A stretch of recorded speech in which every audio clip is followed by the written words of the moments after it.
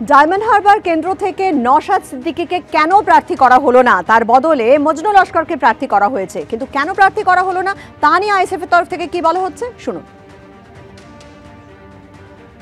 Diamond Harbour Lok Sabha কেন্দ্র থেকে প্রতিদ্বন্দ্বিতা করবেন মজনু লস্কর।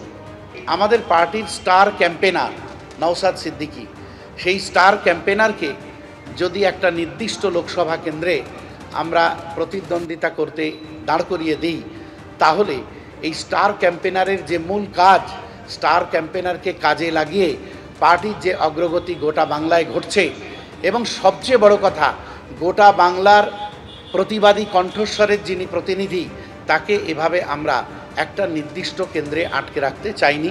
আর তাই নওশাদ সিদ্দিকীকে আমরা কোনো একটা লোকসভা কেন্দ্র কেন কোনো লোকসভা কেন্দ্রেই প্রতিদ্বন্দ্বিতা করতে দিচ্ছি না, এটা পার্টির সিদ্ধান্ত। নওশাদ সিদ্দিকীর নেতৃত্বে আইএসএফ লড়ছে, নওশাদ সিদ্দিকীর নেতৃত্বে বিরোধীরা লড়ছে, নওশাদ সিদ্দিকীর নেতৃত্বে বিরোধী মানুষ লড়ছে।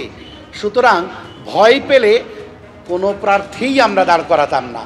নওশাদ সিদ্দিকী গোটা যুদ্ধে নেতা, সুতরাং নওশাদ সিদ্দিকী ভয় পায়নি, নওশাদ সিদ্দিকী ভয় পাবে না। হুঙ্কারি সার এতদিন ধরে চ্যালেঞ্জ জানিয়েও শেষ পর্যন্ত অভিষেক বন্দ্যোপাধ্যায়ের বিরুদ্ধে ডায়মন্ড হারবার থেকে প্রার্থী হলেন না নওশাদ সিদ্দিকী। ডায়মন্ড হারবার থেকে আইএসএফ এর তরফে প্রার্থী দেওয়া হলো মজনু লস্করকে।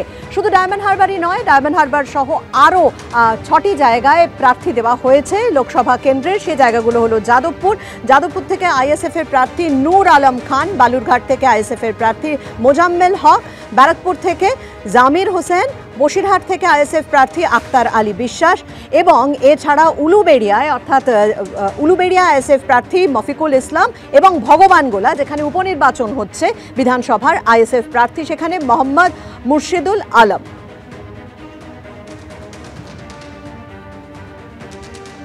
বিশিষ্ট আইনজীবী অ্যাডভোকেট নূর আলম খান যাদবপুর লোকসভা কেন্দ্র থেকে প্রতিদ্বন্দ্বিতা করবেন আইএসএফ প্রার্থী হিসাবে।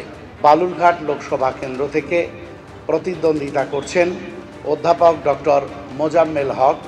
উলুবেড়িয়া লোকসভা কেন্দ্র থেকে প্রতিদ্বন্দ্বিতা করবেন অধ্যাপক মফিকুল ইসলাম। ব্যারাকপুর লোকসভা কেন্দ্র থেকে প্রতিদ্বন্দ্বিতা করবেন অ্যাডভোকেট জামির হোসেন।